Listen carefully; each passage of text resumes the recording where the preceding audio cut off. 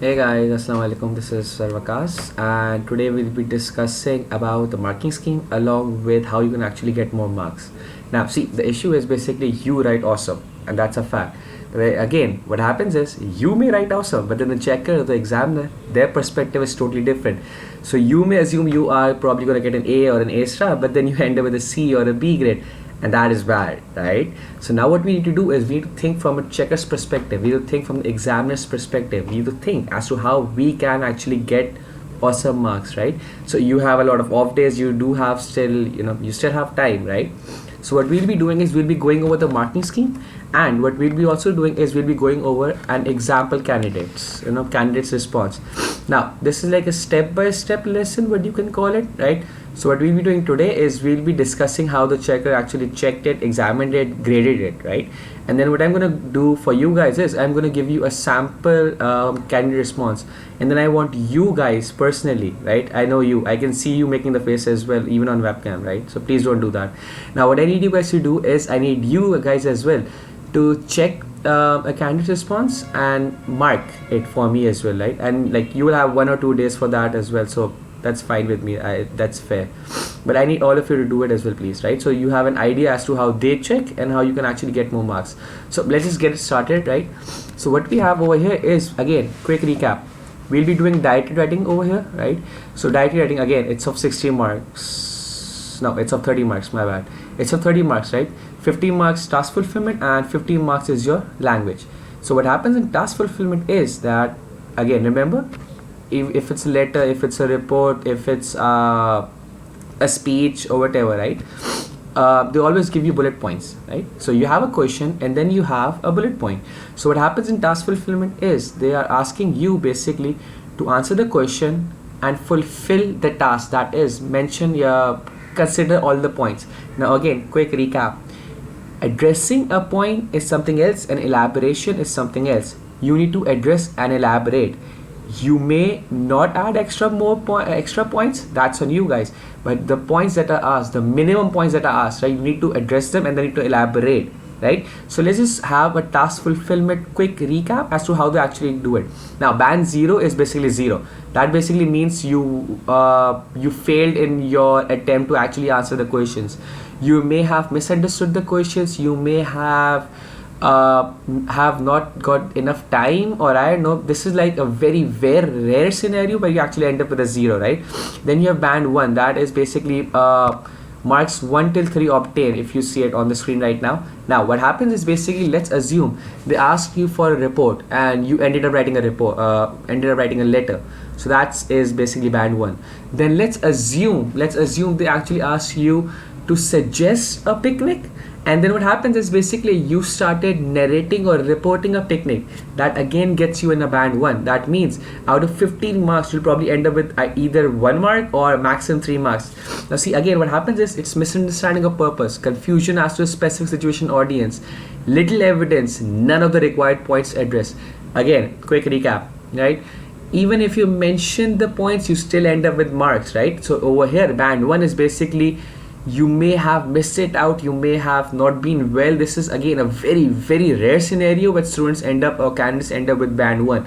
Then you move on to band 2. Now this is what happens, majority of the students either lie in band 2 or till band 4. Now this is now let's go to the crust of the matter. So band 2 is basically you attempted it, so it was reasonable. Now what happens in band 2 is you were going in a flow, but there were either grammatical errors, there may have been vocabulary errors, and so on and so forth, right? But then let's stick to band 2 and what the examiner is saying right now. Only partial understanding of purpose, that means the purpose of a report, the purpose of a speech, the purpose of what was asked for, that is what you did not 100% cater to. You did not address the points. Some confusion as to the specified situation or audience. Now remember all the letters that we have done, remember the speeches we have done, or remember all the reports that we have done. Now what happens in all of those is they mention whether you're giving a speech or a report or you're writing a letter to it could be your classmates, it could be your school management, it could be your assembly area, it could be to the principal, it could be to the parents. But each time the audience is different. If the audience is different, you already know that, right? So what you have to do is you have to use different languages, you have to use a different style of saying something, you have to use a different methodology of writing. You can't say to a parent that so we used to bunk classes, but don't tell our parent, but don't tell our school management. That is basically incorrect, right? If you're with your classmates, if you're writing to your classmates, then yes, you may use that language. But then again, if let's suppose you're addressing an assembly, you can't write that, because see, in an assembly area you still have your management, so that is actually wrong. Say, think logically, think of what you would actually and practically do, right? And if you do not attempt these points, then you end up with a band 2, that is 4 to 6 marks out of 15, not 30, 15, because again we are doing task fulfillment.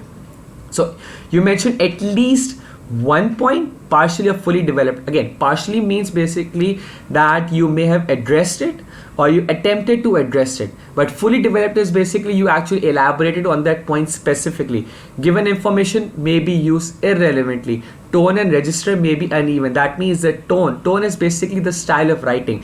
Tone is basically if you're strict, if you're too funny, if you're too hilarious, if you're sarcastic. Again, it depends upon the audience, it depends upon who you are writing the letter, speech, report, or whatever your writing is, right? Then you move on to band 3, that's 7 to 9, and band 4, that's 10 to 12. Now band 3 is basically where you guys normally lie, right? Some understanding of purpose, that means you had some clarity, like 70% you were clear as to what you were supposed to do. Some awareness of the specified situation audience, that means you did mention where you were, you did mention the crowd, you did mention, have a general idea as to who you're talking to. Some awareness of the specified situation and audience. Text type generally appropriate, that means language that was used was generally appropriate. It wasn't slang, it wasn't too informal, it wasn't too formal, right? At least 2 points address both partially and fully. Again, that's the same thing.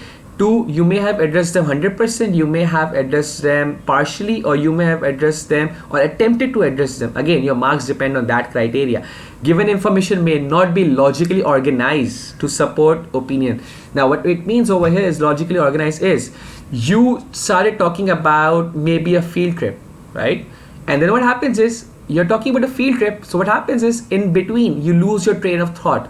What happens is you may be saying like I was walking down a street, and then suddenly you start writing about you start describing a shop, right? So that means you went from going straight and then you shifted towards the left side. You need to think very logically, you have to go step by step, right?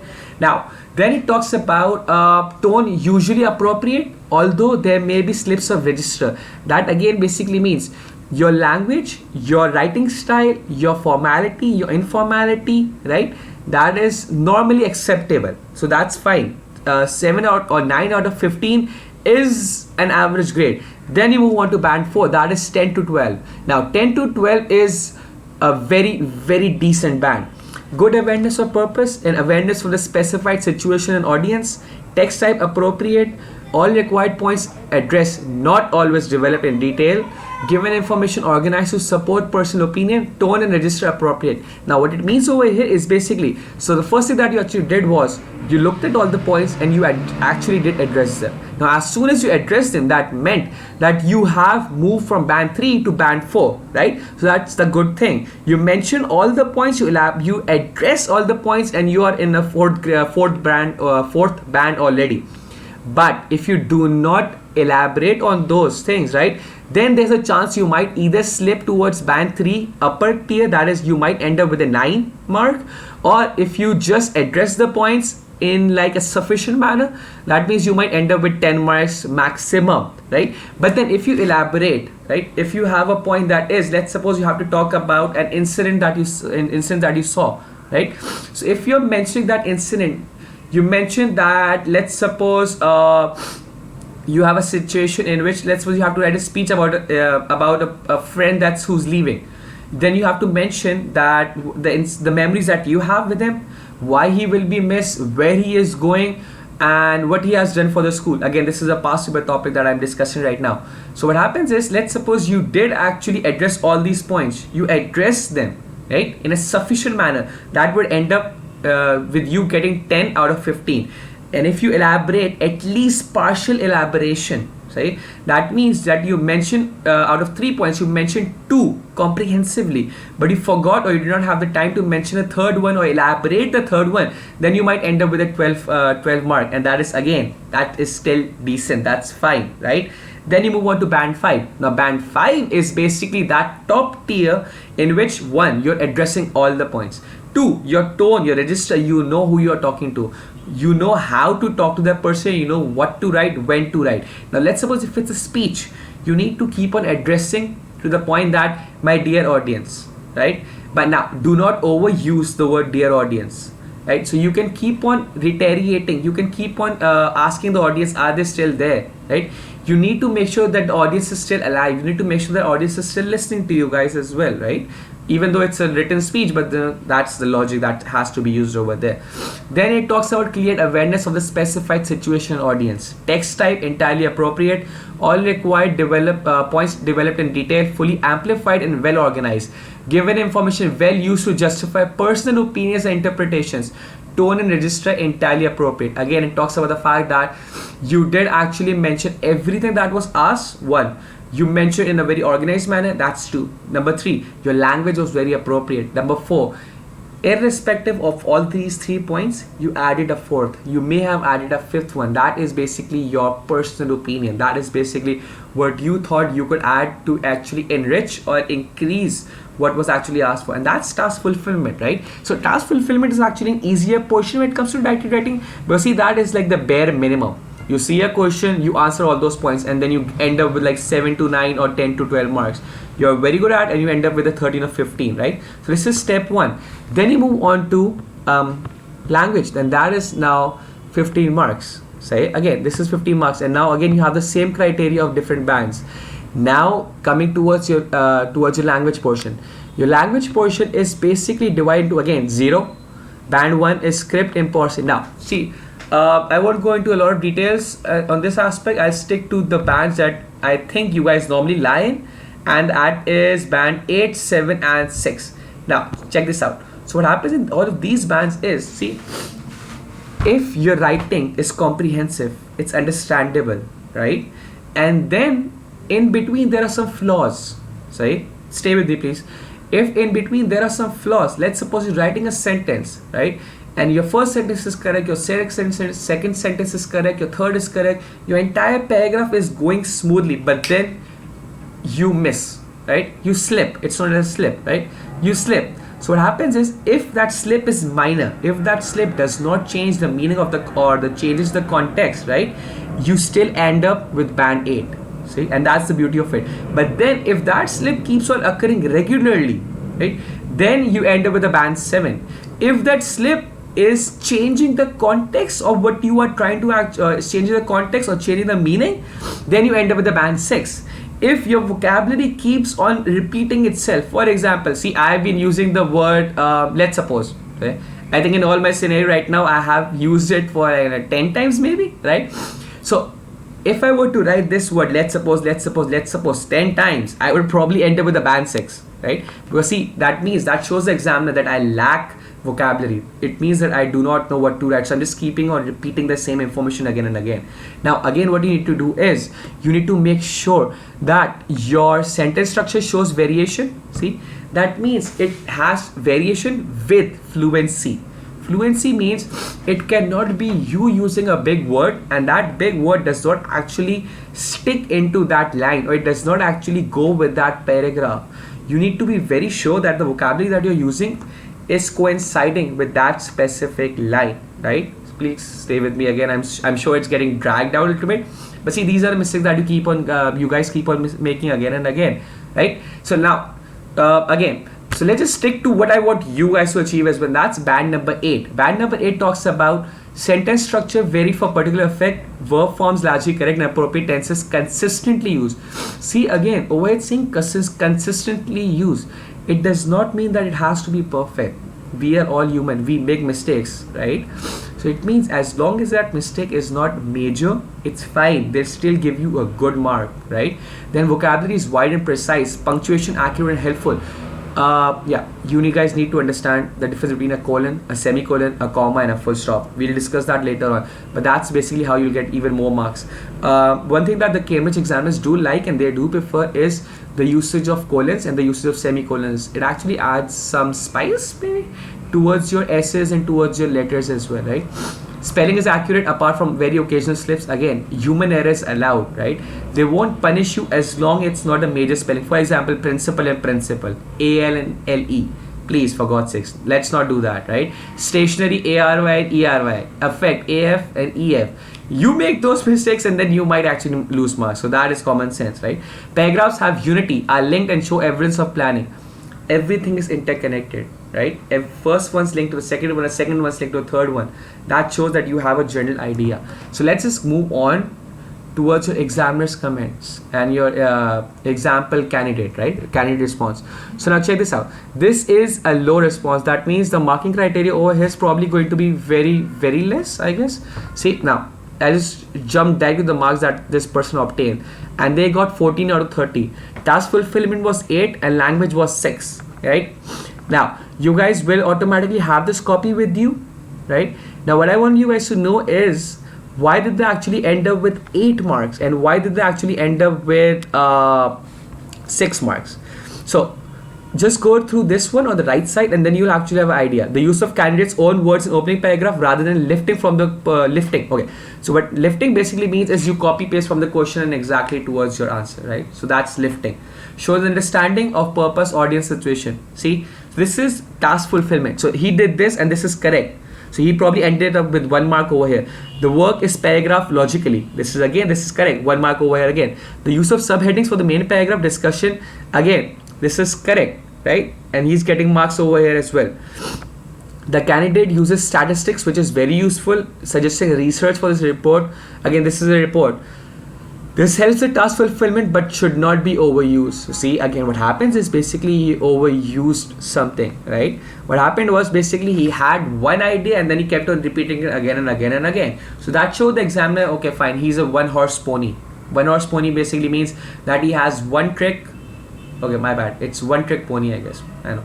So it's basically what it means is that you kept on using the one example again and again, right? And then language is concerned, the overall meaning is never in doubt. That means it was still understandable. But if it's understandable, that doesn't mean that's comprehensive. It doesn't mean that it will get good marks, right? So that's why it got 14 or 30. You guys can again see it in detail. I'm trying to keep this video as short as possible because you know how bored you guys become, so yeah, it's fine. I'm assuming I would be the same as well. I'm gonna jump directly to the one who actually got the maximum marks in this report, and the maximum marks obtained were 25 or 30, so that's probably an A or an A star. Now see again, task fulfillment is 13 out of 15 and language is 12 out of 15. So what it means over here is in the task fulfillment he specifically mentioned everything that there was asked for, right? Now again, coming back again, the format is authentic. That means he used a very valid or an original kind of a format, and that's allowed, right? The candidate can use vocabulary which is precise enough to convey shades of meaning. That means he used above average vocabulary. He used a vocabulary that was different from the others, right?